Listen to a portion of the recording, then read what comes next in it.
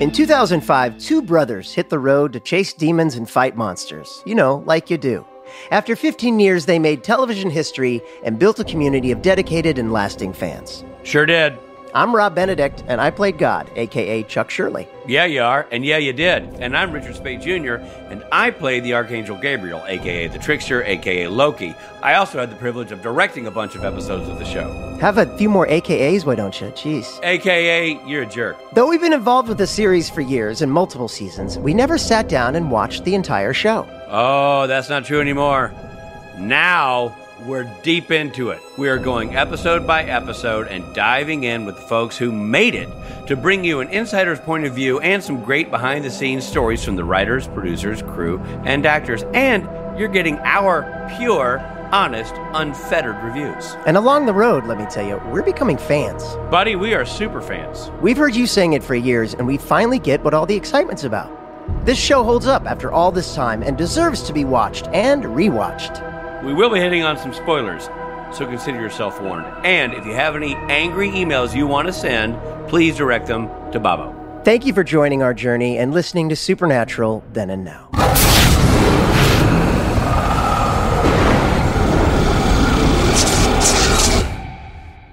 Hello there, my name is Rob Benedict. And I am Richard Speight Jr. And we're talking about Season 4, Episode 18, Monster at the End of This Book. Oh, yeah, we are. Oh, yes, we are. We are Yes, talking we are. about that episode. That is the episode we're going to talk We're about. talking about. Yeah. It's great to be here. This summary of the review of the episode was recorded in front of a live virtual audience, listening all along. And I'm just so glad our Patreon supporters are part of this. Yeah, me too. We'll be answering their questions about the episode afterwards, after we run through the episode.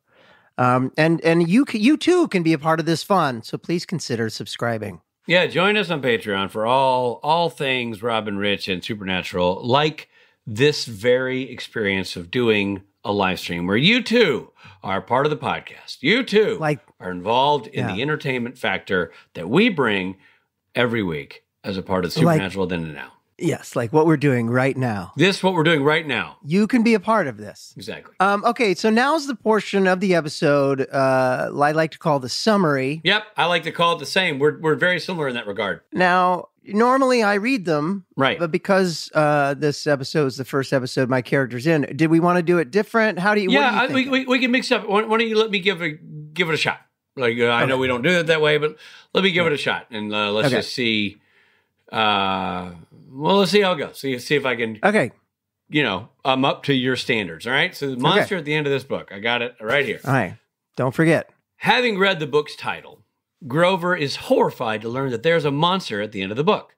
No. He immediately begs the reader not to finish the book so as to avoid encountering the monster. As the book continues, Grover constructs a series of obstacles. This is great, too, if you haven't seen this part of the show. Grover constructs a series of obstacles in hopes of preventing the reader from reading further. Okay. But none of them work. I assume there's a Sam and Dean element to that. None of them work, mostly because they are merely illustrations, not actual obstacles. And I guess that's sort of the supernatural part of it. They're not real, right? They're fabricated. Right. But that's not, that's a different summary. Or so you think.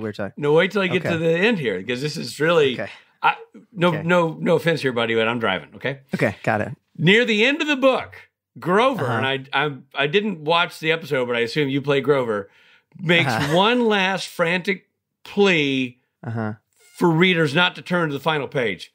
But dude, and I swear I did not see this coming. No. When he does turn the final page, and again, I guess Sam and Dean must have a hand in this, and probably some creepy, alternate being somewhere else. Right. Boom, it's Grover himself at the end of the book. Monster. Grover's, Grover's the monster. It's funny. So Sam and Dean not mentioned in that. It's interesting. I think it's understood. I mean, I just Googled it, but I think it's understood that they are very, very much a part of this. And because it mentions illustrations, and that's very supernatural and sort of its energy. And not really, but okay. And then I guess Grover laughs. I assume some kind of maniacal laugh, and says that he knew it all along.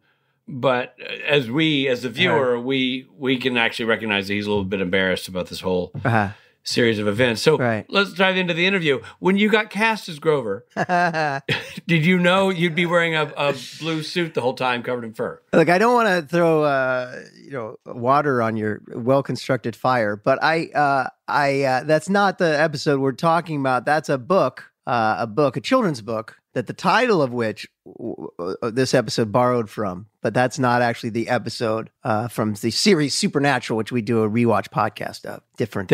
Okay. In my defense, Steve Hine didn't clarify there was a different. All he said was this is the episode we're talking about. So yeah, it's definitely Steve's fault. It's definitely Steve's fault. But classic Hine. Yeah.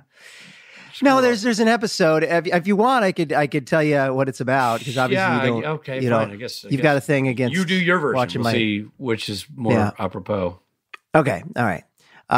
So for some reason in this summary, Steve has everything that my character did very small in italics and in parentheses. I assume it's just to test the strength of your progressive lenses. That's right. So here I have in very small print, episode opens with a man being startled awake by visions. I don't remember that. Sam and Dean are questioning a comic shop worker about a haunting. The worker believes the brothers are cosplaying or LARPing as characters from the book series Supernatural. I remember that. The books present the boys' real lives and adventures as fiction. Yeah. The boys are stunned. They track down the publisher, who reveals the source of the books. From further investigation, the boys discover that Lilith is set to return and visit Tham, and that she and Sam will share a night of passion, in quotes. But if it's Lilith, isn't it Pathan? It's Pathan. And then I've got in very small print, Chuck is writing his next book and is shocked to be visited by two of his characters. He reveals that he has visions and that Lilith will be visiting Sam and they will share a night of passion. Pathan. So Sam feels he's ready to confront Lilith, and Dean thinks they should do everything in their power to avoid her and what was prophesized. So Dean's kind of C-blocking Sam and Lilith, right? I mean, that's kind of what this... Right. I mean... He's L-blocking, but yeah. L-blocking? Lilith. Okay, that's not... No, how about this? How about this? He's thee-blocking. Thee-blocking. Yeah, makes more sense. Of course he is. Thee-blocking. So yeah, he even places hex bags around the hotel room to hide them from Lilith's magic. However, the foretold events keep happening as predicted by Chuck, the character that I haven't met. Chuck? Yeah. Is Chuck your nickname for Grover? No, Chuck is the character that I play in Supernatural. Castiel appears and tells Dean that the books and prophecies will one day be known as the Winchester Gospels, and that Chuck is a prophet of the Lord. Castiel tells Dean, this is in small print, that Chuck is a prophet and he's actually protected by an archangel. Dean arrives at the brothers' motel room to discover that Sam has burned the hex bags. And I remember specifically in this scene, Dean looks at Sam and goes, "What the hex?" Do you remember that? It's a great moment. Really funny. It was a great, yeah. Did you actually watch the episode? What? Did you watch the episode or no? Not so much. Yeah. I read the book. You read the book. I knew that Grover. Right. Just, yeah. You knew. Come on, man. Yeah. Okay. So you knew that Grover's the monster at the end. Dean arrives at the So Dean arrives at the brothers' motel room to discover that Sam has burned the hex bags. What the hex? Dean storms out in frustration. In a moment of desperation, he prays for help, and Castiel appears. Castiel reveals to Dean how to stop Lilith by forcing an archangel to appear. Archangels are the most fearsome wrath in heaven, he says. Dean makes preparations to summon an angel. Now I've got in small print, Dean heads to Chuck's house and threatens him to come to the motel to confront Lilith so that an archangel can be summoned. Because we know that Lilith won't like wrath. No. Lilith and wrath. That's no good. No, not good. Back in the motel room, Lilith appears to Sam, now as an adult woman. She retrieves Ruby's dagger and breaks some traps Sam has set out for her. Lilith tells Sam if she stops breaking the 66 seals, stop the apocalypse. Thick seal. Lilith tells Sam if she stops breaking the 66 seals, stops the apocalypse, sparing humanity if Sam and Dean will die. So she just wants them to die to stop these things. Sam reluctantly agrees. Lilith tells him they'll need to make love to seal the deal. How many times have you heard that one? Boy, how many times have I used that one? Never. Yeah. Lilith lays on the bed in a double cross. Sam approaches her and tries to use Ruby's knife to stab Lilith, but she overpowers him and holds the knife to his throat. Suddenly, Dean arrives with Chuck. I don't know why I didn't completely cutting me out of the summary. Dean arrives and summons an archangel the way that Castiel instructed him to. Right. Actually, Dean and Chuck arrives, and Chuck declares, "I am the prophet Chuck." The room vibrates. Dean say that? No, I say it. Oh, okay. The room vibrates like there's an earthquake. In retreat, Lilith expels herself from her host body and escapes.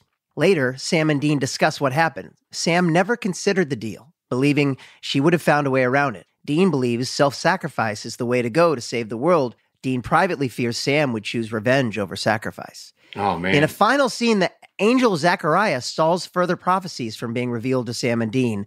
Actually, Zachariah appears to Chuck, who has had another vision about the apocalypse, and he tells Chuck he's forbidden to tell Sam and Dean, and he should, quote, do what he always does, right. Yeah, but I'm pretty sure Zachariah is saying that to an empty room. Isn't that like a monologue? He's saying it's saying to me. He's saying it to Grover? me. There's a lot of great stuff in there that we'd missed that Steve cut out, but I was expecting Zachariah, good to see you. Do not finish this book. Is that Cookie Monster or Yoda? It's Grover. Oh, Grover. Sorry. Cookie Monster. C is for Cookie. And Yoda is... Grover is... at the end of the book, Grover is... There you go. There you go. Thank you. There you go. Well, let's dive into what we think of this episode. Yeah. Rob, I mean, it's near and dear to your heart. I almost think you're like the Clarence Thomas of this episode. You should recuse yourself. You shouldn't really even be a part of this discussion because you're in the episode. It's what launched you in the Supernatural family. It put you on the map for the Supernatural fandom. It's what you gave you that signature robe. It's like you've hitched your wagon to this character in so many ways that I almost feel like you shouldn't get a vote, and yet you do get a vote, which really reveals flaws in the voting system we have here at Supernatural Then and Now HQ. But we're not going to rewrite the bylaws today. We're going to plow forward. We'll make changes for future podcasts. So as it is, how do you rank and rate and review this episode? Before you do that, let me acknowledge this segment simply by saying that it's time for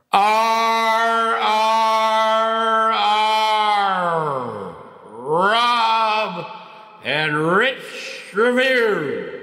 Robbie? I think it's a great episode.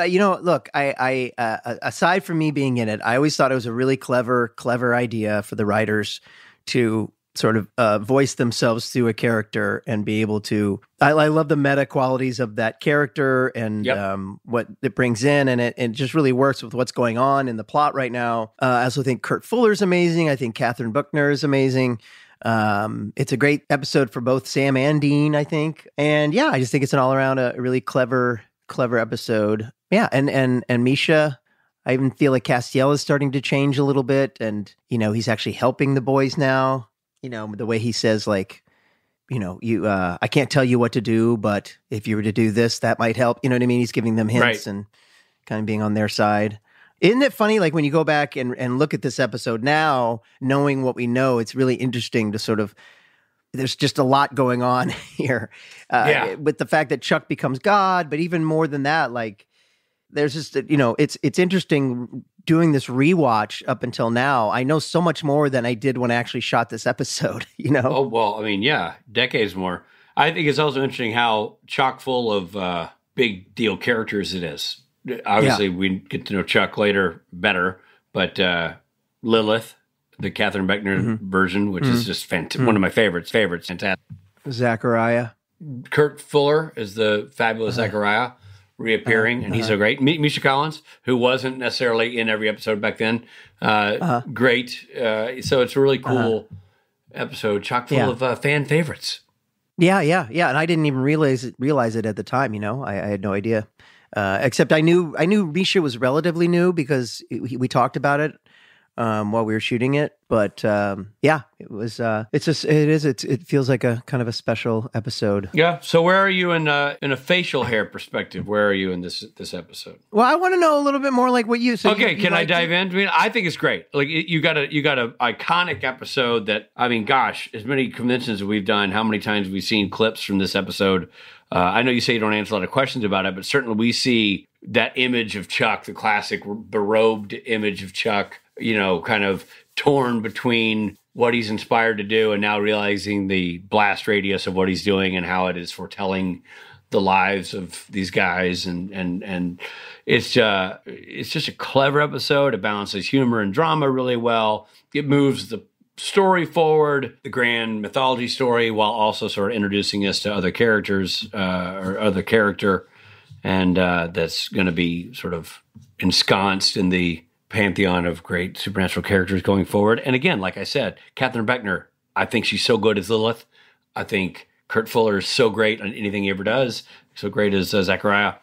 And Misha's, great in sort of the early years of formulating who Castiel is, and the darkness that Castiel carries during those early years is great. And Sam and Dean sort of in this meta space of doing what they do really well, balancing that humor of like, what are you talking about? LARP? Huh?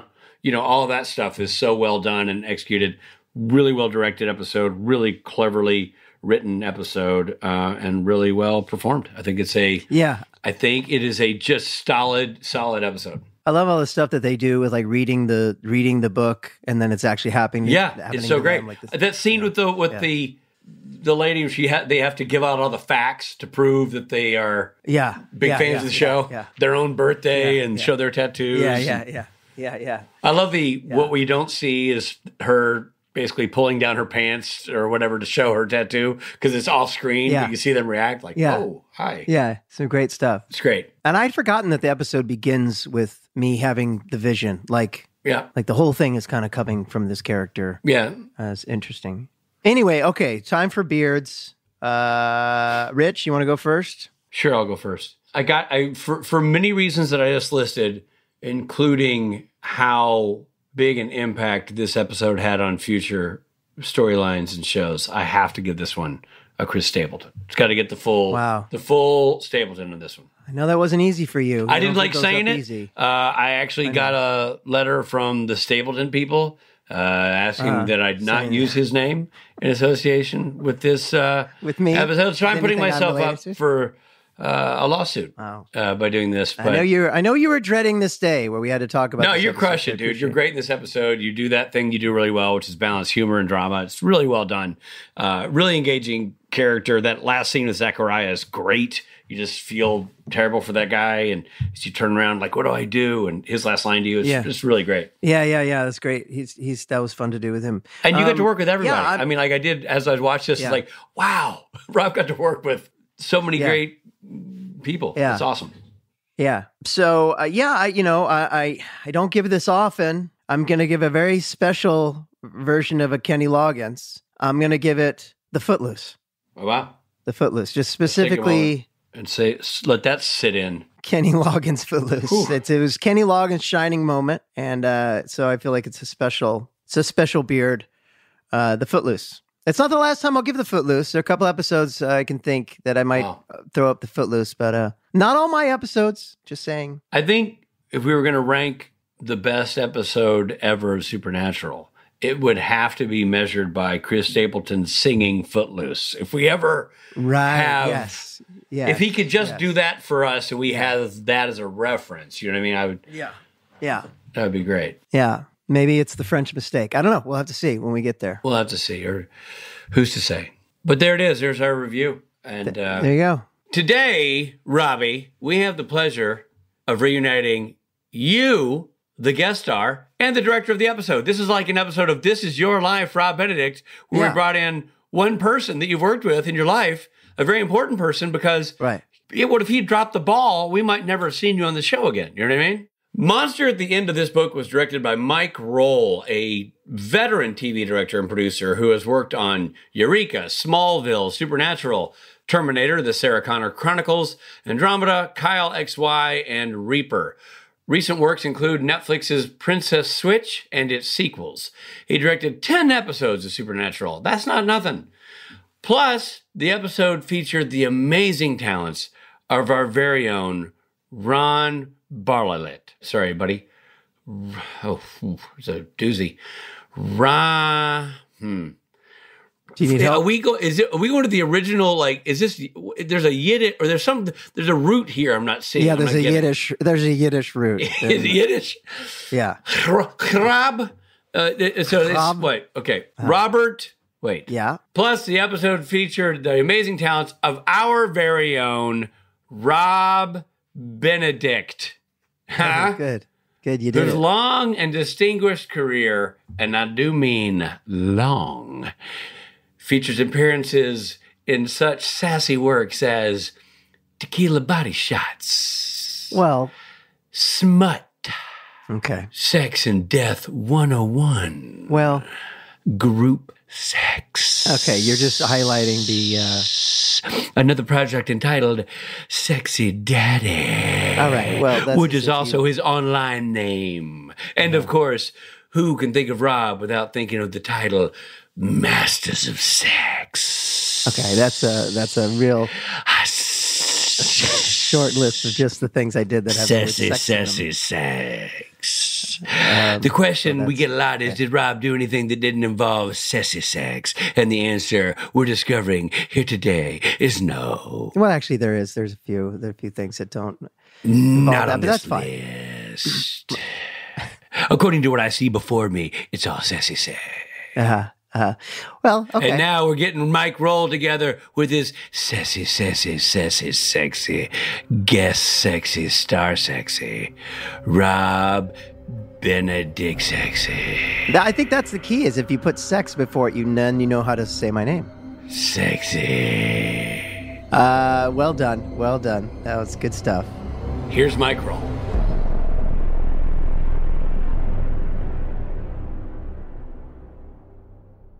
Hey, we're here. Hey, Mike. Hey, Hi. Mike.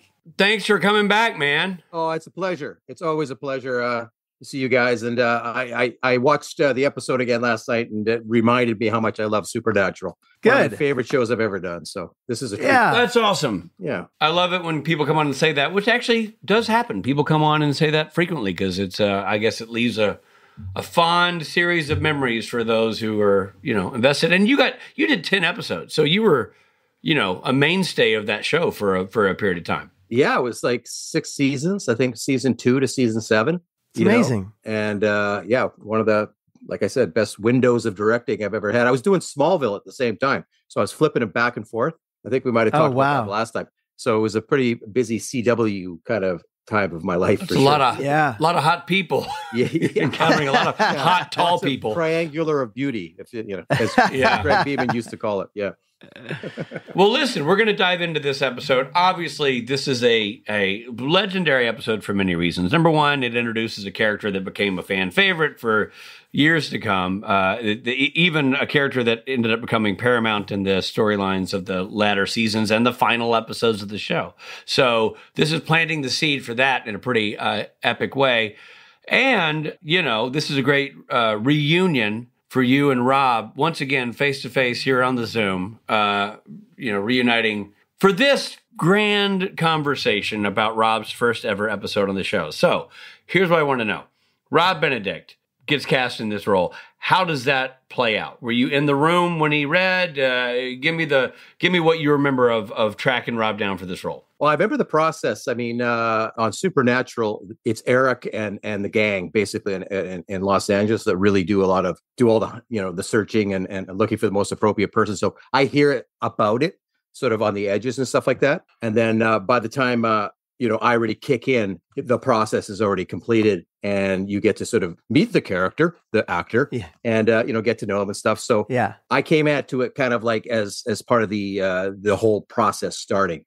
So it was actually quite quick. It was on the run, pretty much. Yeah. Oh, gotcha. Okay, so Rob, you read for the show in Los Angeles, California, and there was no dumb question, man. I'm just rewinding our own careers back then. Obviously, it's filmed.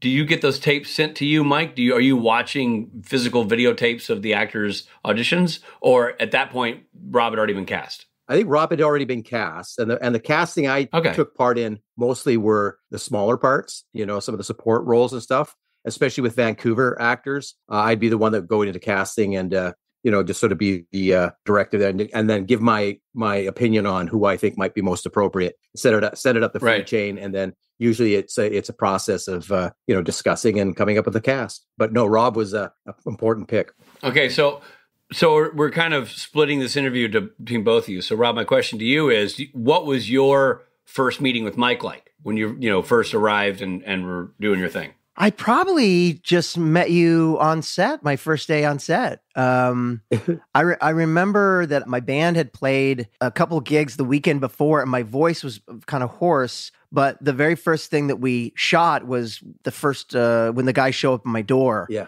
and I was supposed to the character probably hadn't talked to people in a while, so it made sense that my voice was a little bit like this. Yeah. I remember that about my first day, but that's probably when we first met, right? Yeah, I think it was. Yeah. That's usually how it works out, on television series. Yeah. It's like, hi, how are you? Okay, let's do it. Yeah. Yeah, exactly. Mm-hmm. Because the audition process for me was just was going into a room, and I think Eric was there, and and read for me. It was just the one read, and it's kind of next thing you know, you're reading the script on the plane on the way up there and trying to catch up. So here's a question. So if Rob, you'd already been cast, right? So you had a sense of this character from reading the material at the audition, like whatever you prepared. Mike, you're coming at this with your mind around the material from a directing standpoint, but you obviously have an idea of what you think this is going to be. How on it was Rob's interpretation, or different? I mean, not better or worse, but like how was his interpretation of the character differing from how you saw it, and how much of that were you able to harness and use to your benefit? I mean, for me, it could have gone in multiple directions. Like I said, we never had a chance to have a rehearsal or an audition, so I relied a lot on the idea of Rob got cast for a reason, and Eric saw something special and stuff. So coming into it, I know that was probably already loaded up. So my job was to really sort of just see what Rob would bring to the scenes. And once you get the boys mixed in, you just sort of see what that chemistry is like. And right away, I knew that Rob's choices were really good, because there was a kind of a very funny sort of insecurity about the guy who's a very somewhat successful author, a little bit of underground books, but there was this vulnerability to him and this uncertainty that was very charming. And so it was something you needed to latch onto right away. And the exciting part for me too was that this was a brand new character. I had no idea what this character was going to turn into. Right. It just grew. Right. But the charm was immediate, and the sort of connection with the boys seemed really natural. And so the lesson you learn on that show, or on any show really, is if there's a chemistry there, just get out of the way and capture as much of it as you can. And then I love the comedy element of it. So I have a comedy background from working in nightclubs and doing improv and all that kind of stuff. So when I'm in a group like that, I like to kind of take part on the edges. I'm not doing the gig,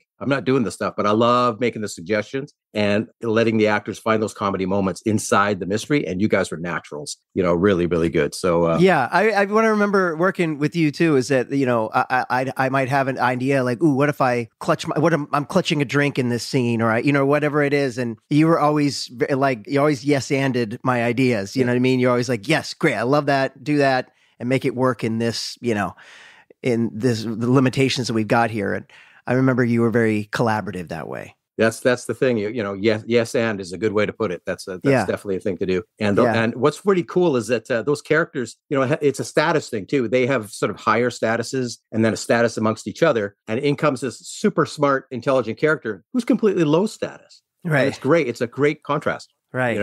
Yeah. And they're so much bigger than me too. That was always fun to play that. Physically too. There's some shots there where there's the triangle, the tower of humanity, and then Chuck in the middle, right? I know. Totally. The point of the triangle is hilarious. Yeah. I could almost go for anybody. They're giants. I specifically remember that scene where Jensen comes up at me and kind of pins me against the wall, and that was really fun to play against, Oh yeah, for sure. It was always like, what? Yeah, and when they're towering over you like that, when you flop back on the couch, I don't think it's difficult to kind of play. Yeah. Just hold that thought. We're coming right back.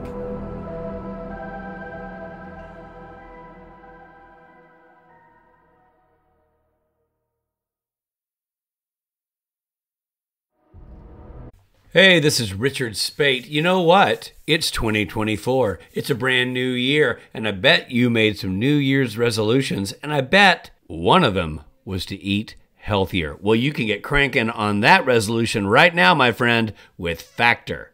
Factor's ready-to-eat meal delivery takes the stress out of meal planning and sets you up for success in the new year. Skip the grocery stores, the prep work, the cooking fatigue. I'm getting tired just talking about it.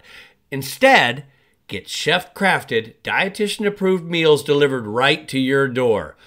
With over 35 meals to choose from per week, including options like keto, calorie smart, vegan, and veggie, and more, plus over 55 weekly add-ons, you will have a ton of nutritious and flavorful options to kickstart this resolution off right. Forget frantic lunch prep and rush dinner making. That stinks.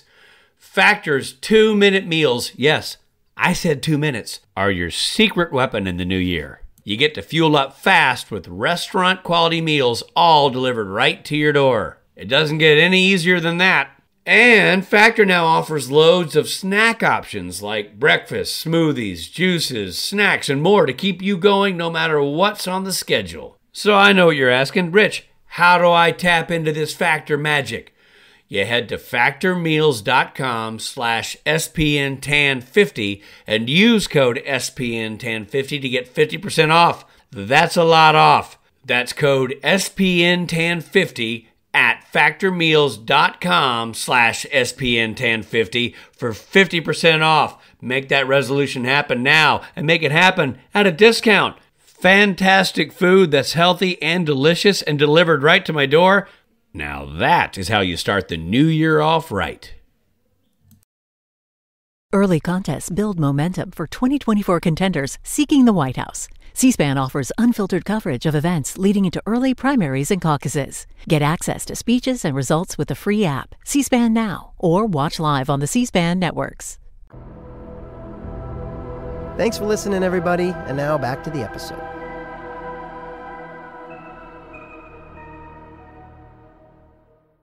Robbie, did you know Jared or Jensen before this? No, I'd never met them before. I'd done a lot of work on the WB, which is what became the CW, but never with them. No. So, and right away, they were just like everyone says, they were so lovely, and they, including me in their conversations, they weren't like, sometimes you're a guest star on shows and there's like an inner circle that you just can't penetrate. They were right away like, hey, come here. Hey, I remember specifically they were talking about like cage fighting or whatever that is, that, like the fights that they watch, And I remember trying to be cool and be like, oh yeah, sometimes I dabble, yeah, uh-huh. No, I mean, I know a little bit, like I know nothing. I just kind of like to be invited into the conversation. So yeah, but they're great about that. Aren't you glad that the conversation, they weren't like, hey, come join us, man. We're talking about how shitty the new guest director is. Yeah, that never happened. Mike, what a jerk. You're like, gulp, I can't, I want to get fired. So, Mike, at this point, you've done 5 episodes, or this is your 5th episode of Supernatural. So, in the terms of TV episodic directing, you were old hat at this point for Supernatural. You knew the crew, you knew the gang, and you knew the tone of the show and the vibe. Did that help you give a new guy like Rob sort of the context of what was going on in not just the show, but also the tenor of the set and the work environment? I hope so.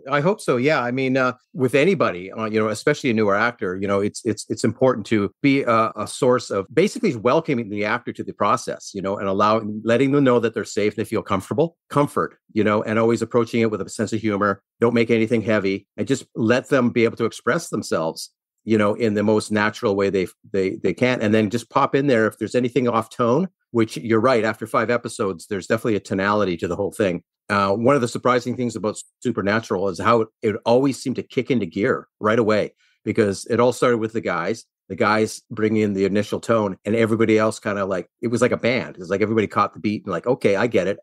And off we went, And, Rob was the guest drummer. They pulled out of the crowd and said, "Hey, do you want to come up and start drumming with us?" Little did they know. Yeah, that's a great analogy. It does feel like that, when it's really working too. It's like you're playing in a band together, and you guess, and you're like, catch the rhythm, catch the beat. Yeah, I remember you were a good resource, and the boys were a good resource, just in terms of going, hey, because you couldn't hop on Netflix and catch up. You know what I mean? Right. Yeah, that's true. And I'm referencing all these things that have already happened.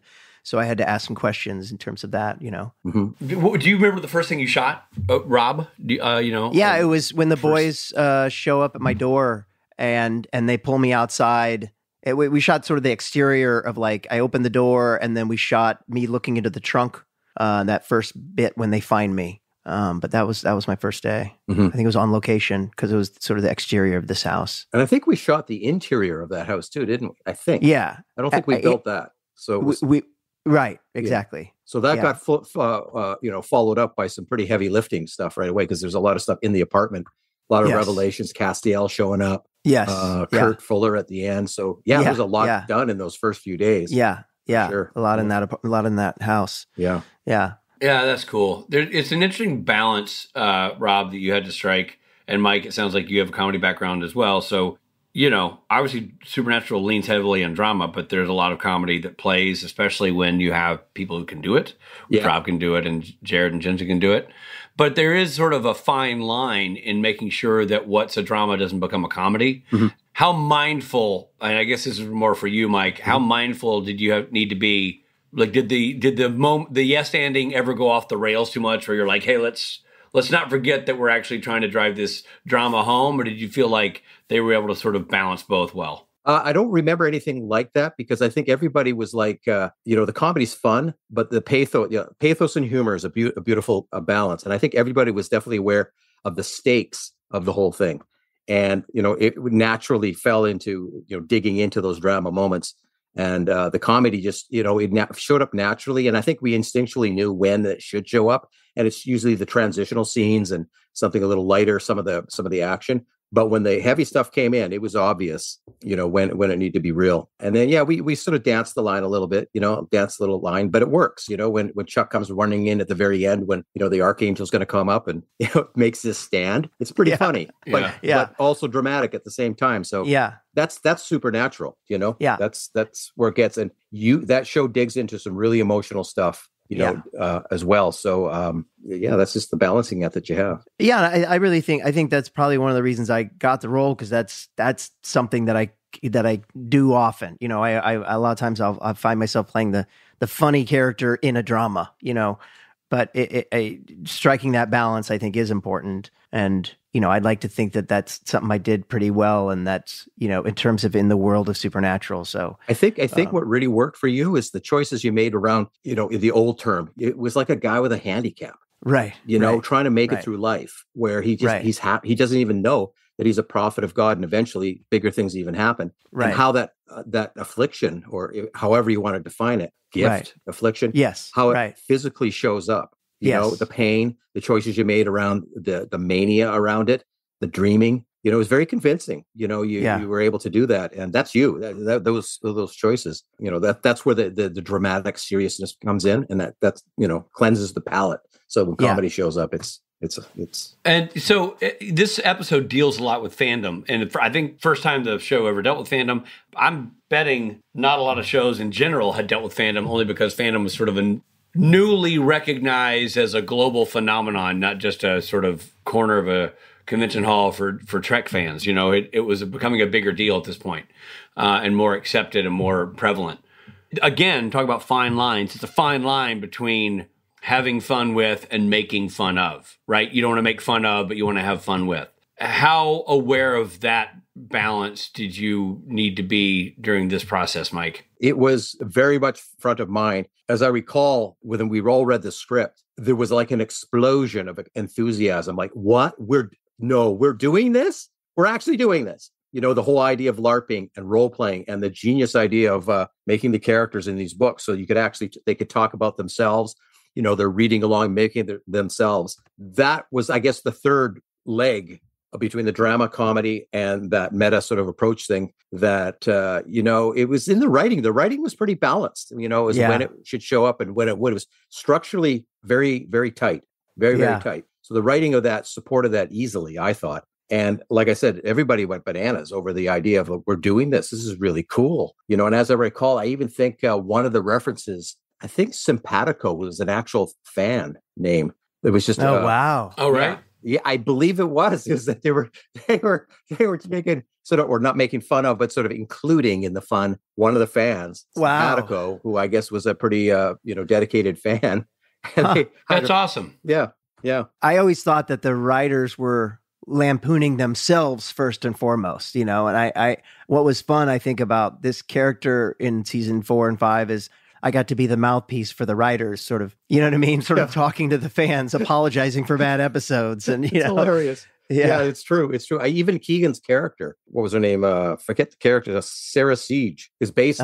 They told me it was based on Sarah Gamble. That's Sarah Gamble. Yeah, right. Yeah, and Julie Siege, the other writer. Yeah, the writer. It's they used to refer to names. Refer to the guys as the boys, and she does in the show. So there's these little tiny Easter eggs and hidden things all through that are really cool. It's such a smart episode. What Supernatural does well is when they do lean into doing anything that's meta or comedic, it's always elevated. It's always well done. It's it works. And it'd be so easy to have these not work because you could go with low hanging fruit and they don't. It's always elevated in a way that is smart. The jokes are clever, if that makes sense. The situations are clever.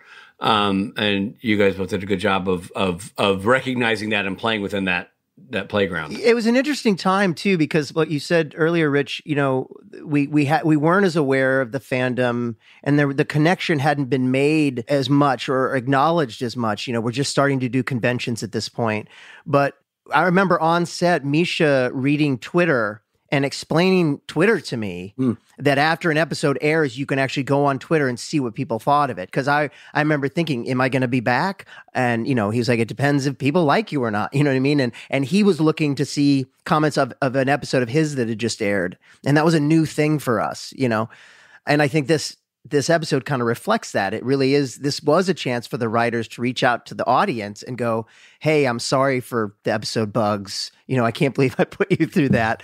That whole thing. Yeah. It was kind of a new idea in general, and well illustrated. But even you doing that, Rob, like you obviously somebody had to bring you up to speed on what that reference was. I assume, right? Because you didn't know. Yeah, no. Yeah, I had to find all that. It's funny to look back on it now and realize how much access you have to all the intel you ever needed about the show. Yeah. At the time, you didn't. So you're making these jokes, and people are like, I love that joke. And you're like, good, because I was kind of throwing a dart without knowing where the dartboard was on that one. Yeah. It's really interesting watching it now, knowing everything we know, and going back and like, wow, I understand that now so much more than when I was saying those words. But yeah, and, I think that... I think it's hard for people to go back in the time machine and think about how disconnected fans were from shows then. Because I saw this show when it came out, or around then. So I'm not referencing rewatching it for this interview. I'm talking about decades ago watching it, and I had no idea what LARPing was. When they're that joke worked on me like Sam and Dean, because I had no reference for what they were talking about. Or conventions. I'm trying to remember, had we done conventions yet? I don't think we had. Or if we had. I had. Yeah. Someone might have. Well, obviously, yeah, I guess. Yeah, so all of it was so new. Yeah. It was just a real trip to think about. Now we think nothing of going into a convention hall of 1,500 people all dressed like Sam, Dean, and Castiel. But at the time, that idea was completely foreign, at least to a lot of us. And I think that makes it a really cool time capsule episode. Again, I know fandoms existed. I'm not saying they didn't, but I do think this show was ahead of the curve in tapping into the power of the fandom and the knowledge of the fandom. All these fans in the show know everything about the characters and know everything, all these details. And it's just fascinating to watch how intelligently Sarah and Julie addressed the fandom of this show. It was really cool. Very inspired. I do remember, not just around this show, but my whole time there, probably more into like season 3 and 4, that idea that there's people talking about the show and that you did have that access. People would talk about it on the crew for sure. And you could see them sharing, phones and stuff like that. Yeah. Not to a huge extent, but enough to go, something's up. This is interesting. Yeah, exactly. Yeah. Yes. So you're right. It was the beginning of a nice evolution. It was a buzz. Yeah. Well, let me ask you this, Mike. Was there anything in the preparation of the episode where you were like, oh, yeah, that joke is skating too close to a maybe not a great idea? The joking? I would Or anything, anything where you're looking at like, I don't know, man, I don't know how this is going to play. Was there anything that you sort of had removed or checkmarked in the script or anything like that? Usually what happens is it becomes some of the technical stuff that you get a little scared of because you want to make sure you spread out your time enough. This is directing from a purely technical point of view, is that you prepare yourself for the story and looking out for the red threads, identifying the red threads so that you can make sure that those are nice and bright and shiny throughout the whole thing. And there's the physical getting it on camera, that you only have so much time, so much, money and stuff like that to do it. So for me, we did quite a few physical stuff, like the big ending with the Archangel showing up and how we were going to pull that off in the time we had the fights, all that kind of stuff. That's this sort of one of the traps you could fall in if you spend too much time on that. So, but by then, the crew and the stunt department and the art department are pretty tight. So we got lucky, but there was a little bit more than usual, I believe, compared to my other episodes that we had to get done there. But it worked out, and we got great special effects crews and VisFX crews back then, and I'm surprised how well the VisFX still hold up after how much we were. They were really good. The VisFX guys on this show, they were cutting edge at the time and came up with a lot of really cool things. So consistently, every episode, we're surprised by how well they did with that, like how much it holds up, and how much it holds up. Yeah, yeah. Something else, Mike, you had to deal with in this episode is you had a lot of. Obviously, Rob became a strong recurring character, but he wasn't at this point. But you had a lot of heavy hitter recurring people. You had Misha Collins, you had Kurt Fuller, you had Catherine Beckner. Like that had to be interesting. And how much intel were you able to get about their storylines before you dove into directing them? Not a lot, honestly. We had no idea what Zachariah was going to be or do. We just know that there was something.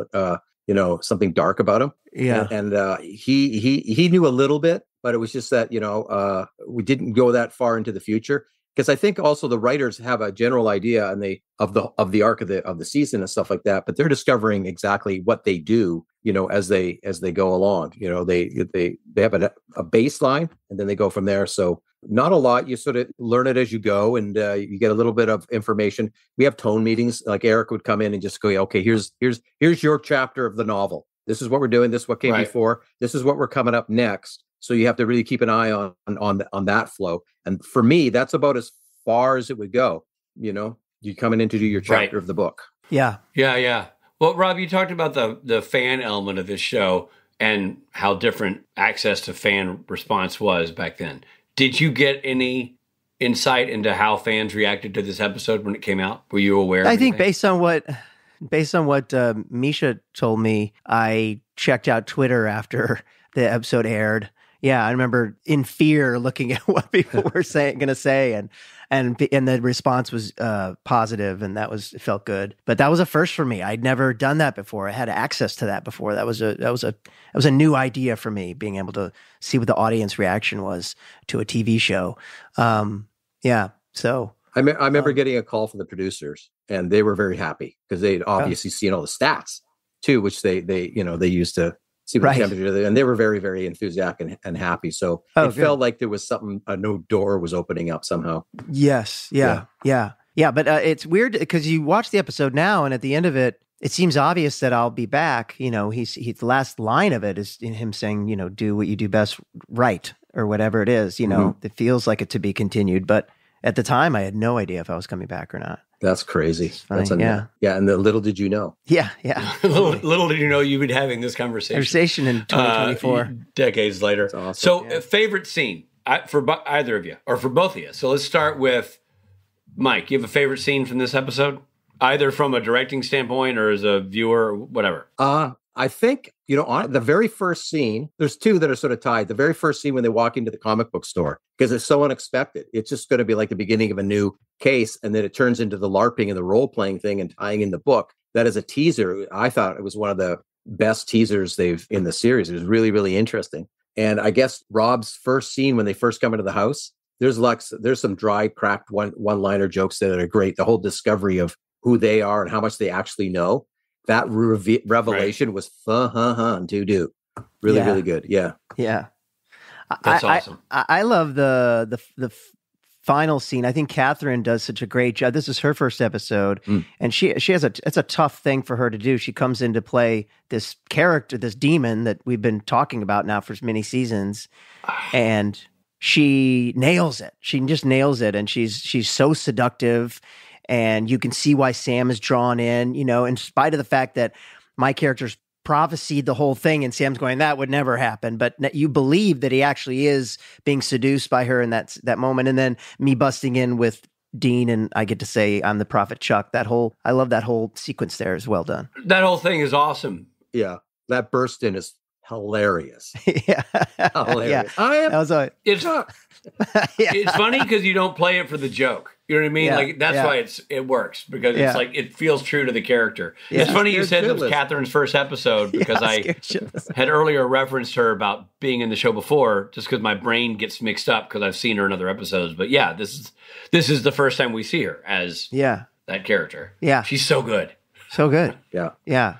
Yeah. She was very God. sweet. She very sweet. I remember her, reworking it out with the guy, with Jared, you know, and discussing kind of like how it'll play out. Cause it was a big deal scene. I loved her in that, just laying out the rules, that demons actually have rules of conduct, I can't do this. I can't do that. She did a really great job of spelling that out. Yeah. And I remember I think I ran lines with her for that scene. She was really sweet and very open. And we became buddies just in those couple of days that I was on set with her. And I know you've seen her at conventions. I don't think I've seen her since. I mean, it's been a long time since I've seen her at a convention or anywhere. I think I ran into her in LA at some point after the convention run. And she was lovely. And so as we wrap up the episode, Robbie, this is a show that you got. It's a guest star. You're going to go do it, and then you're going to go on your merry way. And obviously, with no idea that it turned into this giant thing. As you reflect back on that first experience, what stands out to you? Just that I had the feeling that this was something good, that it was a show that felt better than its network, to be honest. It felt like an elevated show it didn't feel like your typical CW show. The writing was elevated. The acting was elevated. The way that Serge shot it, you felt all those things on set. The crew was so great. And it was something I wanted to be a part of. And I was really fingers crossed that they would have me back. I've been in that situation before, and sometimes you get asked back, sometimes you don't. I really just wanted it to work. And, because it said to be continued at the end of the script. Turns out it says that at the end of every Supernatural script. And so, I always thought, ooh, this must mean, but they're like, no, that doesn't necessarily mean anything. So I was just so thankful it worked out. But that was it. I knew it was something special. I did want to come back and be a part of again. You know what I think? I know, but the funny thing is you don't know, right? Like, sorry, I'm not going to interrupt, but like, as that actor thing, when you feel like you crushed it, you crushed it. Yeah. And it's a dangling carrot, and you might be a rope you get to swing on. Yeah. So many times they just reel that rope back up into the ceiling, and you never get to play again. So it's great that you actually got to continue on. And Mike, what were you saying? I think the secret sauce of that success of the character was the house coat.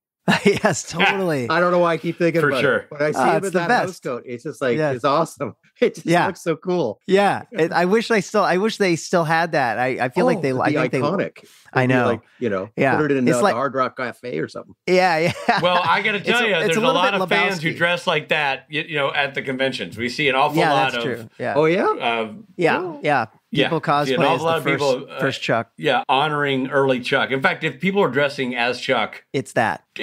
Yeah. Traditionally, it's that sort of first time we see him. Big impact robe.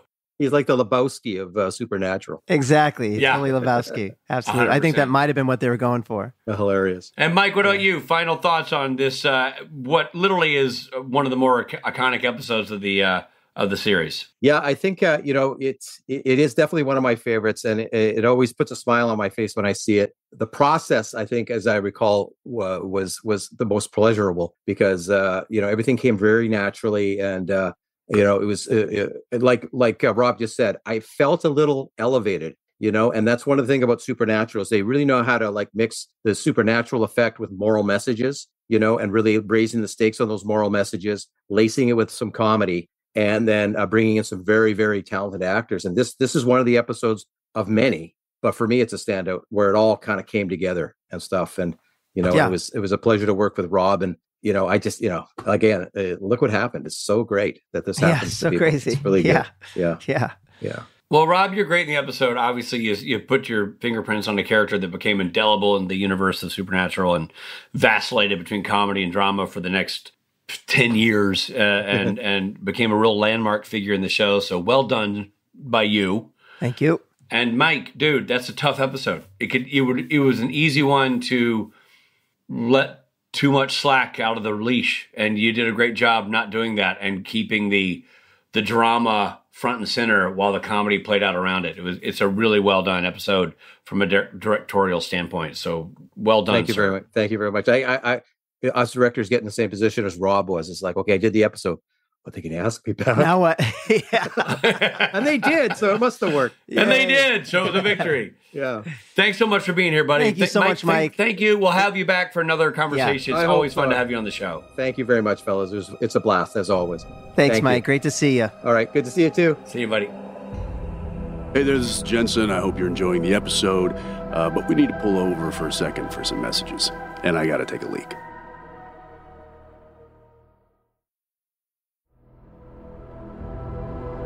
Thanks for supporting Supernatural then and now. And now, back to the show. That was great. That was great. Dude, great.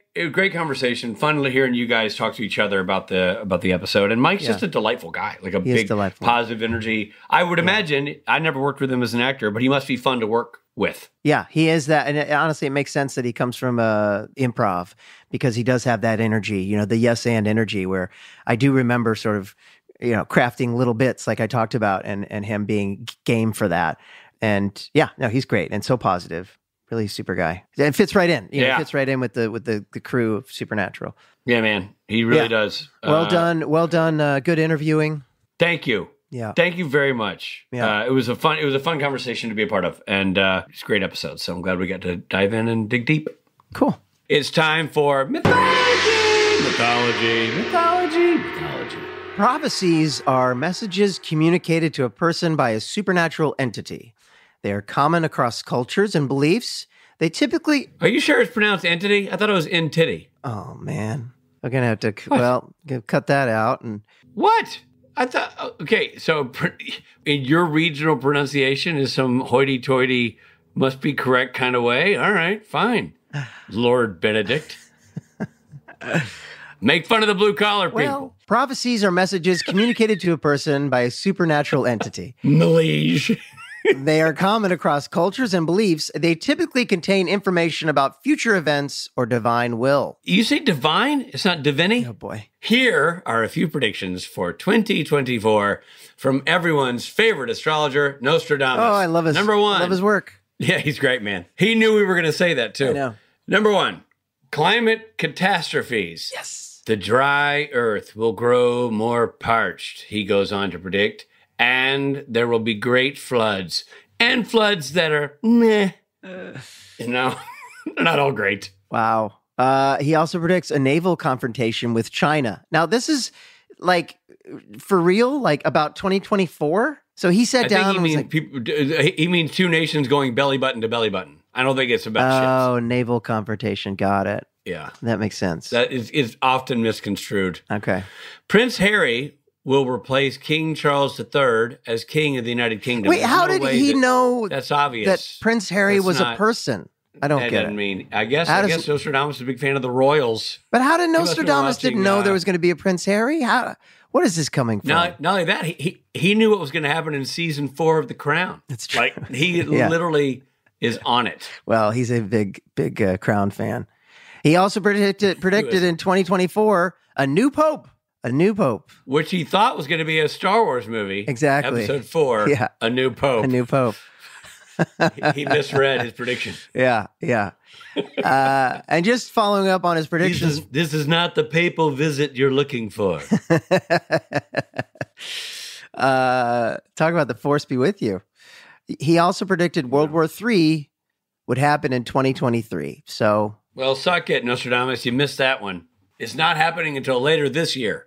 Yeah. Oh, boy. That's kind of scary. Those are scary. That put me in a down mood. I'm scared. Yeah. Nothing like Nostradamus. That's why Nostradamus didn't get invited to a lot of mixers. Yeah. You know? Yeah. We'll get Perseus over and maybe Helios and some of the guys. Sure. Should we get Quintus, his buddy Nostradamus? Quintus is kind of an asshole. We don't want him. Yeah, and he breathed the Nostradamus who always predicts we'll run out of wine.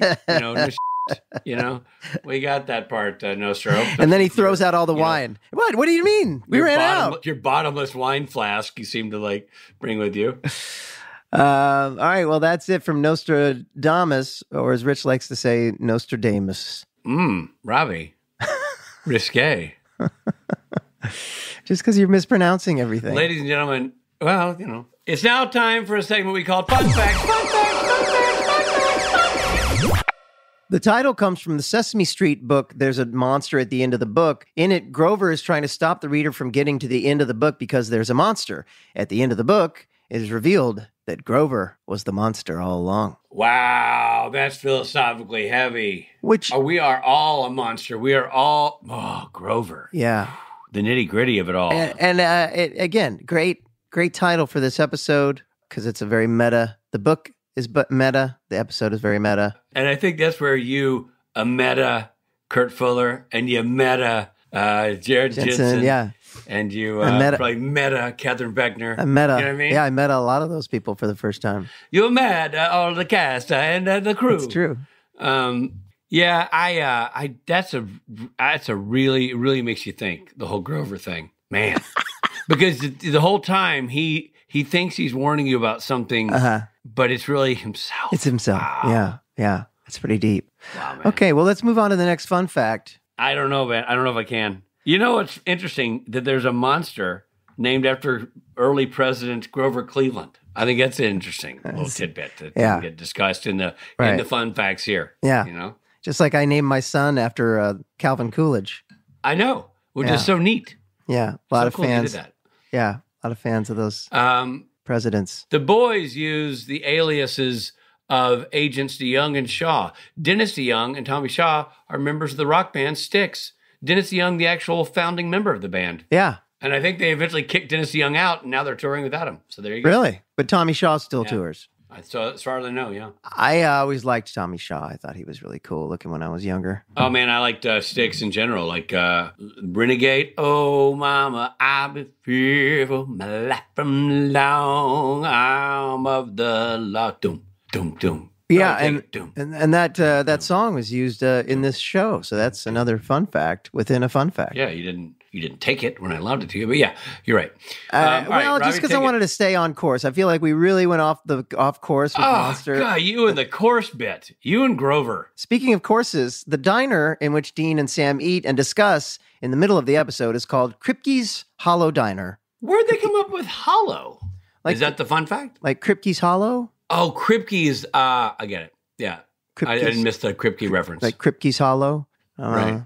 And I don't think Kripke's hollow. I think he's full of ideas and a wonderful man. But I guess somebody didn't think so because Jerry Wannick wanted to take a dig. You know what I mean? Yeah. Though the character's name isn't mentioned in the episode, the publisher that Sam and Dean question is named Sarah Sage. A combo of Sarah Gamble and Julie Sage's names. Yeah, I don't know if we're saying that right, but yeah, Sage. Yeah, and it should be mentioned because it's not here that Chuck's pen name Carver Edlund is a combination of Jeremy Carver and Ben Edlund, the writers from the show. They just genius. Put that together. Yeah, and little fun fact: a lot of people don't know this. The ripped torsos on the cover of the books were modeled after my torso. Yeah. They did a little had me send a few pics of my ripped torso so they could model the ripped torsos after my ripped torso. And here's a fun fact. That was nice so much. It's great. And you look awesome. You really look great. Thank you, buddy.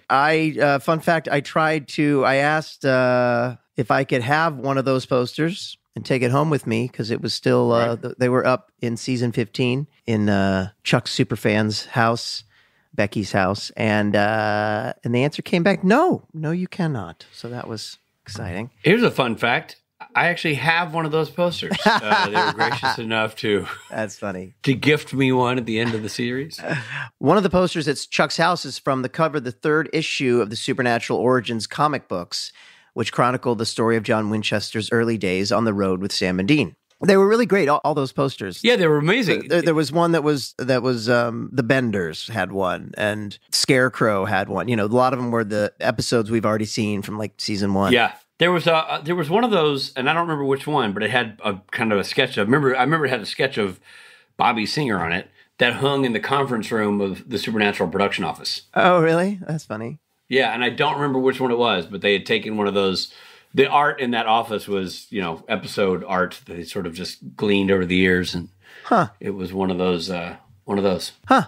Well, and thankfully for me, this is one of the only of a few episodes where nobody dies. That is an upbeat end to an intense episode, and a good, nice piece of trivia. Great episode, super fun to... Classic episode, Robbie. You crushed it. You did a great job. And obviously it led to decades of... we're still talking about the show with you on it. So it led to decades of work as that character. So good job. Kudos. Yeah. Little did I know that this would kind of change my trajectory a bit. Dancing girl in Hoboken when the phone rang, and now here you are.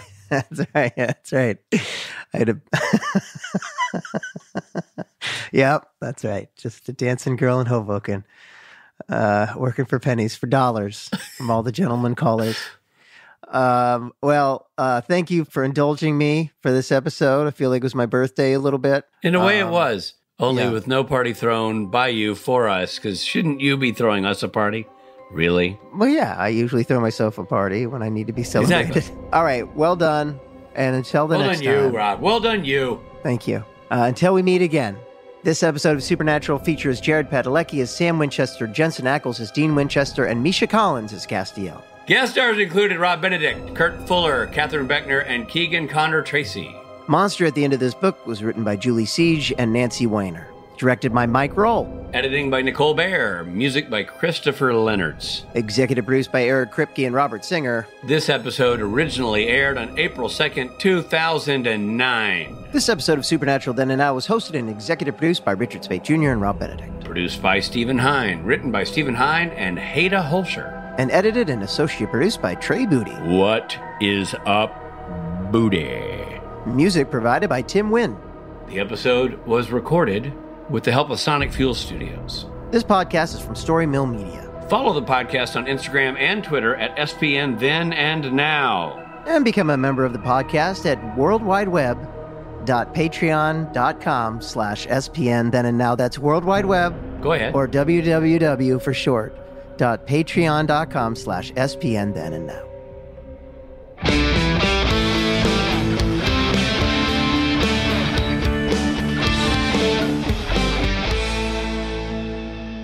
Here are a few predictions for 2024 from everyone's favorite astrologer, I thought that said anus. Nice try, Steve. Steve just texted us dick pics, which... Yeah, I know, and I said no thanks. I'm not sure. I thought that was an odd time to ask for them, but I can only assume he's referring to when you're talking about you being the model for the cover of the Supernatural books. Ah, I see. Right. Did you figure that out after you obliged with that black and white shot of your Johnson? Unfortunately, I've already sent him on a separate chat. I sent him mine, because I've got that right here on my hard drive ready to go. Story Mill Media. Early nominating contests build momentum for 2024 contenders seeking the White House. C-SPAN is the place for political campaign enthusiasts, with unfiltered coverage surrounding the early primaries and caucuses, as well as speeches from key battleground states. Whether you're interested in your state's race or want to follow all of the political events, you can get immediate access to what the candidates are saying, plus nominating results in real time with the free mobile app, C-SPAN Now, or watch live on the C-SPAN networks.